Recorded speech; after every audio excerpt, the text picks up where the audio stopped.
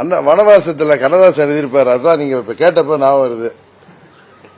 கண்ணதாசன் போய் அண்ணா நாங்களும் தானே இந்த மாநாடு ஏதோ மாநாட்டில் எல்லாம் வேலைன்னு சொன்னா நீங்க திரு கருணாநிதி அவர்களுக்கு கொண்டு மோதிரம் கனையாளி அணிவித்திருக்கலாம், நீனும் ஒண்ணு கொண்டு அதை வாங்கி கொடுத்திருந்தா உனக்கு போட்டு விட்டுருப்பேன் அண்ணா சொன்னதா வனவாசத்தை சொல்வார். அதே மாதிரி திமுக இன்றைக்கும் ஆட்சி அதிகாரத்துக்காக எதையும் செய்வார்கள், எந்த அரசியலும் செய்வார்கள்.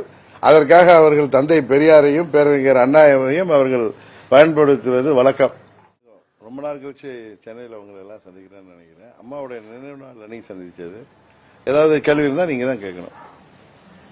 விவசாயிகள் சந்திச்சுட்டு போயிருக்காங்க. இந்த போராட்டம் மத்திய அரசு வழங்கிய இந்த தீர்ப்பு எப்படி சார் பாக்குறீங்க? இது கடந்த ஆண்டு செப்டம்பர் மாதம் அந்த பகுதியில் அரிட்டாப்பட்டி பகுதியில் டங்ஸ்டன்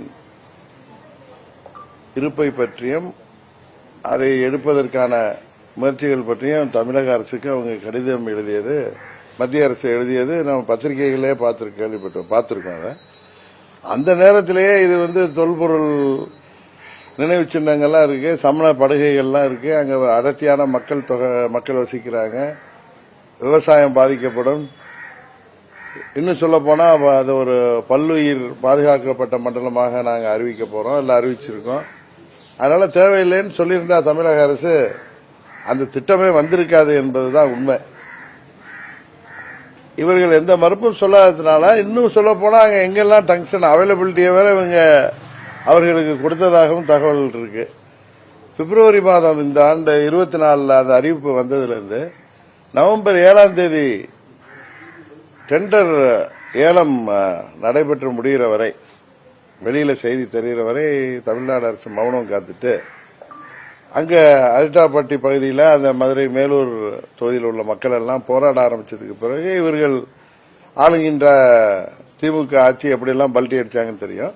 ஆனா இந்த போராட்டங்களை அறிவித்த உடனேயே நான் நண்பர் அண்ணாமலை அவர்களிடம் நானும் அவரும் இதை பற்றி பேசினோம். அவரும் இந்த திட்டம் உறுதியாக நிறுத்தப்படுவதற்கு நான் அனைத்து முயற்சிகளையும் செய்கிறேன் என்று அன்றைக்கே சொன்னார். இன்னும் பல பேருடன் அதை பற்றி பேசிய பொழுது உறுதியாக நிறுத்தப்படும் என்று சொன்னார்கள். அந்த பிராமிஸுக்கு அப்புறம் தான் நானே ஜனவரி 4 தான் அங்க போனேன். அது வரைக்கும் நான் போகல. அவங்க போராட்டம் ஆரம்பிச்சு போனப்ப எனக்கு நன்றாக தெரியும் அந்த திட்டம் நின்றுவிடும். இருந்தாலும் நான் என்ன சொன்னேன், உறுதியாக நின்றுவிடும்.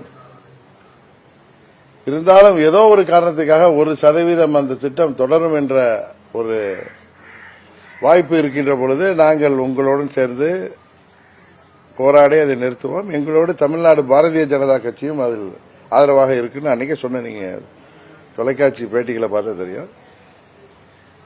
இதற்கு இந்த திட்டம் நிறுத்தப்பட்டதற்கு முழு முயற்சி எடுத்தவர் தமிழ்நாடு பாரதிய ஜனதா கட்சியின் தலைவர் அன்பு நண்பர் அண்ணாமலை தான். அதுல எந்த மாற்றம் கிடையாது, மாற்று கருத்தும் கிடையாது. அவர் மதுரையில் உள்ள பேராசிரியர் ராம சீனிவாசன் அவர்கள் அவருக்கு உறுதுணையாக இருந்து செயல்பட்டார். மத்திய அரசாங்கம் இவர்களுடைய கோரிக்கையை ஏற்றுதான் அதை நடத்தியிருக்கிறார்கள். பிரதமர் மோடி அவர்களுக்கும் மாண்புமிகு மத்திய அமைச்சர் கிஷன் ரெட்டி அவர்களுக்கும் இந்த நேரத்தில் நான் நன்றியை சொல்லிக் கொள்கின்றேன். திரு அண்ணாமலை அவர்களுக்கும் எனது நன்றியை தெரிவித்துக் கொள்கின்றேன். நேற்று முன்தினம் உங்க முதல்வருக்கு பாராட்டு விழா நடத்தியிருக்கிறாங்க. முதல்வர்களுடைய வெற்றியினால தான் இது கிடைச்சிருக்கு. அது திமுக அவர்கள் அங்க பொதுவாக அந்த விவசாயிகள் சங்கங்கள் எல்லா தலைவர்களிடமும் கோரிக்கை வைத்தார்கள், எல்லோரிடமும் கோரிக்கை வைத்தார்கள், எல்லோரையும் சந்திக்க செல்வதாக சொன்னாங்க. மேலூர் பகுதியில் எனக்கு நிறைய தொடர்பு இருக்கிறதுனால அவங்க என்ன இன்றைக்கு பார்த்து சென்றிருக்காங்க. நான் கூட சொன்னேன், நீங்க இங்கதான் சந்திக்கணும்னு அவசியம் இல்லைன்னு எனது அருமை நண்பன் மேலூர் சாமியின் மகனிடம் சொல்லி இவர் மூலம் தான் அவங்கள்ட்ட நான் தொடர்பில் இருந்தேன். இதுல என்ன நடந்துட்டு இருக்குங்கிறது சொன்னேன். இருந்தாலும் அங்க பொதுவெளியில பேசுறப்ப நான் 100% அசூரன்ஸா சொல்லிடக்கூடாது ஒரு திட்டம் நிறைவேற வரைக்கும். அதை திரு அண்ணாமலை சொன்னாதான் நல்லா இருக்குன்னு அவர்கிட்ட ரிக்வஸ்ட் வச்சேன், நீங்க அங்க போயிட்டு வாங்கன்னு. அவரும் அங்க போயிட்டு வந்தார்.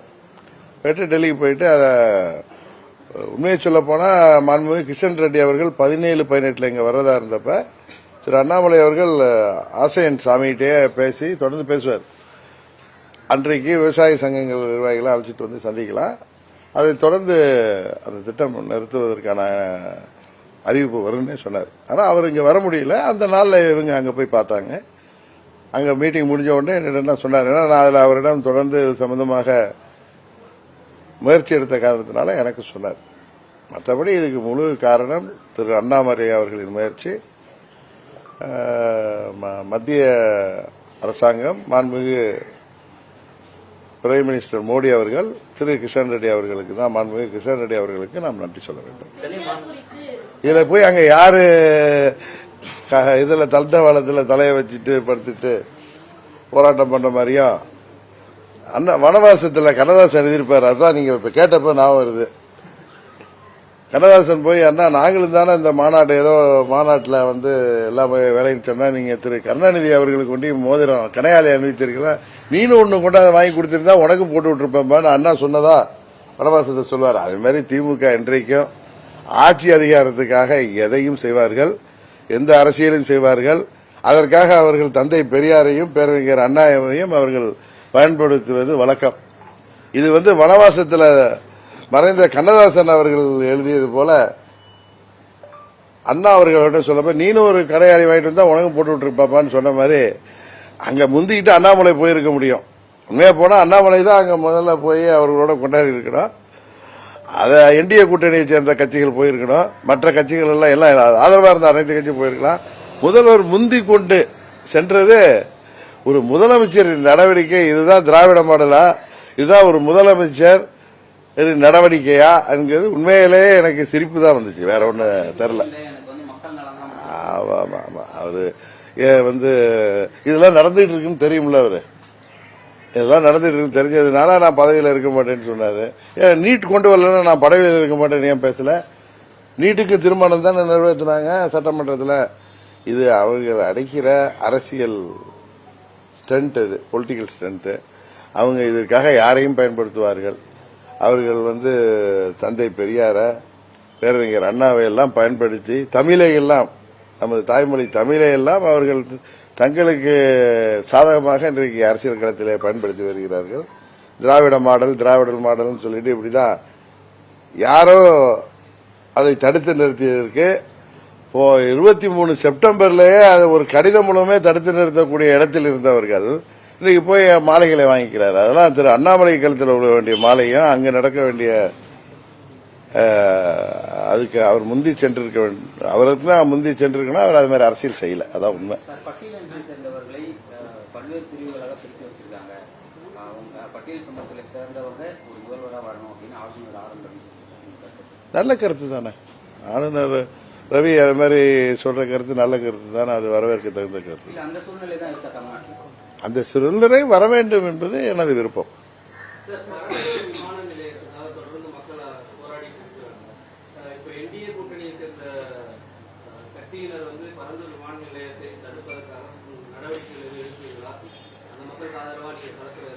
இல்ல அதுல என்டிஏ கூட்டணியில் இருந்தாலும் அதுல பாரதிய ஜனதா கட்சி நிலைப்பாடு வேற, எங்களுடைய நிலைப்பாடு வேற. அங்க வந்து அங்க மக்கள் விரும்பாத பட்சத்தில் மக்கள் ஏற்றுக்கொள்ளக்கூடிய ஒரு இடத்துல அந்த விமான நிலையம் வர வேண்டும் என்பதுதான் எங்களுடைய கருத்து. அதை நாங்கள் தொடர்ந்து வலியுறுத்திட்டு வர்றோம். சர்வதேச விமான நிலையம் வர வேண்டும் என்பதில் எந்த மாற்று கருத்தும் இல்லை. அது எங்க வரணுங்கிறத அரசாங்கம், மத்திய மாநில அரசாங்கங்கள் சரியாக செய்ய வேண்டும். இன்னொன்று பரந்தூர்ல வந்து அதுக்கு எல்லாம் வந்து 10 ஆண்டுகளாக நாங்கள் அதை சர்வே செய்ததுன்னு முதலமைச்சர் சொல்றது பார்த்தா சரியா தான். அந்த மக்களை முதலமைச்சரே போய் அவங்கள கன்வின்ஸ் பண்ணணும். அதை விட்டு அவர்கள் அங்கே அடக்குமுறையை கையாள்வதோ அங்க போறவங்களை எல்லாம் தடுத்து நிறுத்துவதோ கேலிக்கூத்தாக இருக்கிறது.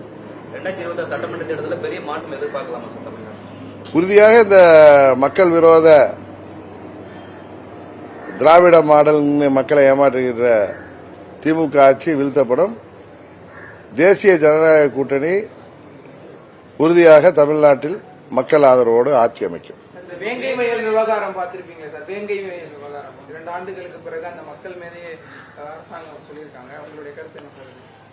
இல்ல இதுல வந்து ஏற்கனவே விசாரணை கமிஷன் அமைக்கப்பட்டு அங்க இன்றைக்கு சிறப்பு புலனாய்வு படையெல்லாம் போய் ஏதோ பார்த்து இன்றைக்கு இப்படி ஒரு அரசாங்கம் இது போன்ற ஒரு நிலைப்பாடு எடுத்திருக்கிறப்ப சகோதரர் திருமாவளவன் மற்றும் கூட்டணிக்கு அவங்க திமுக கூட்டணியில் இருக்கிற கம்யூனிஸ்ட் கட்சிகள் எல்லாம் சிபிஐ என்கொயரி கேட்கிறாங்க. அதனால அதை சிபிஐ என்கொயரி அதில் அமைத்து உண்மை குற்றவாளிகளை கண்டுபிடிக்க வேண்டும் என்பதுதான் எல்லாருடைய விருப்பமும்.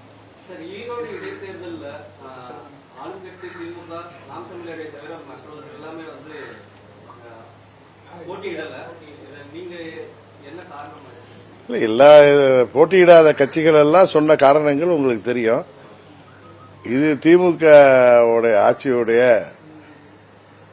கடைசி தேர்தலாக இருக்கும். இந்த தேர்தலில் அவர்கள் அவங்க ஆட்சி அதிகாரம் பணபலத்தை பயன்படுத்தி அங்கு ஒரு புதிய முறையை கையாண்டார்களே, பட்டியல மக்களை அடிக்கிற மாதிரி ஏழை எளிய மக்களுக்கு தினமும் வேலைக்கு போவோம்னா இங்க உட்காருங்க 3 வேளை சாப்பாடு அப்படிலாம் கொடுத்து ஏழை எளிய மக்களை ஏமாற்றி, இன்னும் சொல்ல போனா அவர்களெல்லாம் ஆட்சி அதிகாரம் இருக்கிறதுனால மிரட்டி அங்க உட்கார வச்சு ஒரு என்ன சொல்வது, ஒரு ஜனநாயக விரோதமான ஒரு தேர்தலை அவர்கள் அங்க எப்படியும் தேர்தல் ஆணையத்தை ஏமாற்றி நடத்துவார்கள். அதனால 26 சட்டமன்ற பொதுத் தேர்தலில் பார்த்துக்கலாம். இந்த தேர்தல் முடிவு ஒன்றும் தமிழ்நாட்டின் தலையெழுத்தை 26ல் மாற்ற போறதில்லை. ஏன்னா பல தேர்தல்களை இடைத்தேர்தல்களை பார்த்திருக்கோம். ஏன்னா 21 தேர்தலுக்கு முன்னாடி விக்கிரவாண்டி இடைத்தேர்தல் எப்படி இருந்தது, 21 தேர்தல் அங்கே யார் வெற்றி பெற்றார்கள் என்பதெல்லாம் உங்களுக்கு தெரியும். அதனால இது ஒரு பெரிய அரசியல் மாற்றத்தை உருவாக்கக்கூடிய தேர்தலும் அல்ல. இதில் போட்டியிடாததால் எந்த கட்சிக்கும் பின்னடைவு ஏற்படும் என்றும் நான் நினைக்கவில்லை. சட்டம் ஒழுங்கு சந்திச்சிருக்குது. இங்க இன்றைக்கு ஏற்கனவே நாம் கேள்விப்படாத அளவுக்கு பெண்களுக்கு எதிரான குற்றங்கள், இந்த போதை மருந்து கலாச்சாரம், முதலமைச்சர் குடும்பத்தை தவிர யாருக்கும் பாதுகாப்பு இல்லாத ஒரு சூழ்நிலை, கூலிப்படைகளால் அரசு அதிகாரிகளாக இருக்கட்டும், அரசியலில் உள்ளவங்களாக இருக்கட்டும், பொதுமக்களாக இருக்கட்டும், பெரிய பணக்காரர்கள் ஏழை வரை இன்றைக்கு 5000த்திற்கும் 10,000த்திற்கும் கொலை செய்கிற கூலிப்படைகள் பெருகி வருகிறது. இதுதான் இந்த ஆட்சியில இளைஞர்களுக்கு வேலைவாய்ப்பை பெருக்கி தருவோம்னு சொன்னதுக்கான மறைமுக உதாரணமானு தெரியல. காரணம், போதைப் பொருள் கலாச்சாரத்தால படித்து வேலை இல்லாத இளைஞர்கள் எல்லாம் போதை மருந்து பழக்கத்துக்கு அடிமையாகி 5000த்திற்கும் 10,000த்திற்கும் கூலிப்படைகளாக மாறுகின்ற அளவிற்கு வெறும் மோசமாக இந்த நிலைமை போய்க் கொண்டிருக்கிறது. கள்ளச்சாராய சாவுகள் எல்லாம் நியாயப்படுத்தப்படுகிறது. அதுக்கெல்லாம் 10 லட்சம் அரசு நிதி கொடுக்கப்படுகிறது. இது ஒரு தவறான முன்னாதாரமான ஆட்சியாக நடைபெற்றுக் கொண்டிருக்கிறது. இந்த ஆட்சி முடிவுக்கு வர வேண்டும் என்று மக்கள் உறுதியாக நம்புகிறார்கள். அது வரும். பாலியல் புகார்களில் சிக்கக்கூடிய சார்கள் அதிகப்படியா திமுக ஆட்சியில சிக்கிட்டு இருக்காங்க அப்படின்னு இபிஎஸ் சொன்னாரு. அமைச்சர் சிவசங்கர் என்ன சொல்றாருன்னா, இது மாதிரியான சார்களை காப்பாற்றுவதில் கை தேர்ந்தவர் எடப்பாடி பழனிசாமி அப்படின்னு அவர் சொல்லி இந்த மோதல் அது ஒரு பொள்ளாச்சி விவகாரத்தை மென்ஷன் பண்ணி சொல்லியிருக்கலாம். இதுல சட்டமதை கடமையை செய்கிற பட்சத்தில் எல்லா சார்களுக்குமே உரிய தண்டனை கிடைக்க வேண்டும் என்பது. இதில் என்னன்னா, பொதுவா பெண்களுக்கு எதிரான குற்றங்களை நம்ம அரசியலாக்குவதை விட அது 100% நடக்காமல் தடுப்பதுதான். எல்லார் வீட்லயும் பெண் குழந்தைகள் வைத்திருக்கோம், எல்லாருக்கும் பெண் குழந்தைகள் இருக்கு, சகோதரிகள் இருக்காங்க. இப்ப வாக்கிங் போறதுக்கு கூட தனியா சாலைகளில் போவதற்கு பெண்கள் அஞ்சுகின்ற அளவிற்கு செயின் பறிப்பு, செல்போன் திருட்டுங்கிற அளவுக்குலாம் நாட்டம் நடப்பு இருக்கு. இப்ப எங்க வீட்டில் ஒய்ஃபு தேசபையில் சொசைட்டியில் வாக்கிங் போகாம சில நாள் லேட் ஆகிட்டு நீங்க போனாங்கன்னா கூடவே நமது வீட்டில் உள்ள உறவினர்களோ இல்ல நமது ஓட்டுநர்களோ காவலுக்கு செல்கின்ற அளவுக்கு இன்றைக்கு நிலைமை இருக்கு. ஏன்னா ஏற்கனவே நாங்கள் எத்தனை முறை இதே கற்பங்காடன்ல தனியாவே துணைவியாளர்கள் வாக்கிங்லாம் போவாங்க. இப்ப அவர்கள் என்னதான் துணிச்சல் மிக்கவராக இருந்தாலும் தனியா வாக்கிங் போற அளவுக்கு தேசபைகள் சொசைட்டியில போகலன்னா இங்க போறப்ப அவர்களும் 2 பேர் துணைக்கு அழைச்சிட்டு போகிற அளவுக்கு தான் இன்றைய நிலைமை இருக்கு. இது யதார்த்தம். அது பழனிசாமியும் ஸ்டாலினுக்கு எந்தவித வேறுபாடும் இல்லைங்கிறது இப்ப தெரிய வருது. பழனிசாமி ஆட்சியில நடந்த ஊழல்கள், குற்றச்சாட்டுகள், முறைகேடுகள் எதெல்லாம் எடுத்து திரு ஸ்டாலின் போராடினாரோ இன்றைக்கு அதையெல்லாம் அவர் ஆட்சியில் அதை விட அதிகமாக நடைபெறுகிறது. பழனிசாமி ஆட்சியில் 10% 15% இருந்ததெல்லாம் இப்ப 25% ஆயிட்டுன்னு எல்லோரும் பேசிக் கொள்கின்ற அளவுக்கு தான் வருது. இன்றைக்கு பழனிசாமியில ஒரு 10-15 நபர்களுடைய பலன் அடைஞ்சாங்க. இப்போ ஒரு குடும்பம் ஒன்றையும் பலன் அடைஞ்சிட்டு இருக்கு. அதான் வித்தியாசம். விஜயுடைய அடுத்த படத்துக்கான ஜனநாயகன் என்ற படம் 2 பேரும் டைட்டில் வந்து வெளியாகி இருக்கு. என்னங்க ஜனநாயகன் அப்படின்ற படத்துடைய டைட்டில் விஜய் நடிக்கிற அடுத்த படத்துடைய வெளியாயிருக்கு. அதுல வந்து எம்ஜிஆர் போலவே ஒரு சாட்டியை வச்சிருக்காரு அப்படின்ற. அதாவது தமிழ்நாடு அரசியல்ல புரட்சி தலைவர் எம்ஜிஆர், பேரறிஞர் அண்ணா,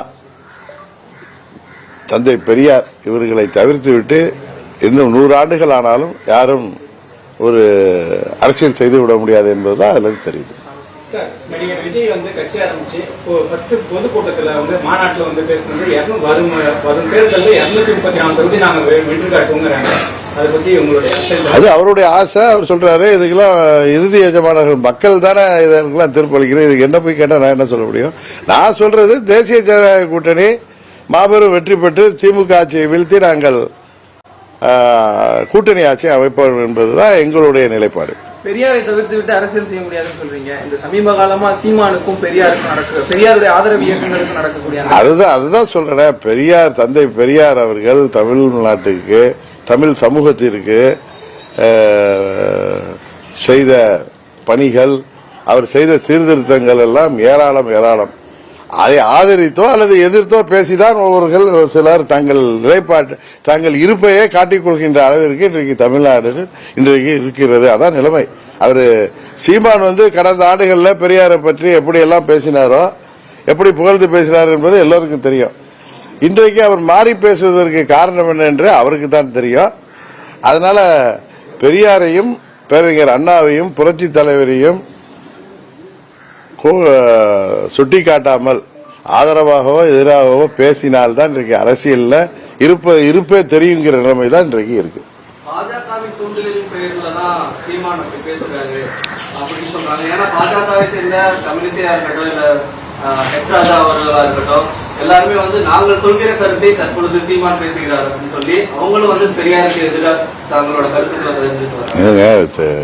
பாஜகங்கிற கட்சி தந்தை பெரியாருக்கு எதிரான கொள்கைகள் உள்ள கட்சி. இப்ப தந்தை பெரியாருடைய எல்லா கொள்கைகளையும் நாம் ஏற்றுக்கொண்டாலும் அவருடைய கடவுள் மறுப்பையோ பிராமண எதிர்ப்பையோ நாம் எல்லாம் ஏற்றுக்கொள்வதில்லை. அதுபோல பெரியாருக்கு பொதுவாக அவர்கள் வந்து பாஜக கடவுள் பற்று உள்ள இயக்கம். அதனால அவங்க எதிர்க்கிறது இயற்கை. இன்றைக்கு சீமான் அவர்கள் தூண்டிதான் இவர் பேசுறாருன்னு சொன்னா, சீமான் அவர்கள் என்ன எடுப்பார் கைப்பில்லையா? அவருக்கு சுய புத்தி இல்லையா? கடந்த ஆண்டுகள் அவர் பேசியதெல்லாம் பெரியாரை பற்றி எப்படி புகழ்ந்து பேசியிருக்கிறார். இன்றைக்கு இப்படி மாறி பேசுவது அவர்கிட்ட என்ன மாற்றங்கிறதா நீங்க பார்க்கணுமே தவிர, தொடர்ந்து பெரியாருக்கு எதிராக, திகாவுக்கு எதிராக பேசக்கூடிய இயக்கம் பாஜக. அதையும் இதையும் நீங்க முடிச்சு போடுவது எனக்கு அதுல பிஜேபி பின்னணியில இருக்குங்கிறது நான் நம்பல. ஆனா அவங்களுக்கு ஆதரவான கருத்தை ஒருத்தர் சொல்றப்ப அவங்க அதை வந்து ஆதரிக்கிறாங்க. அவ்வளவுதான்.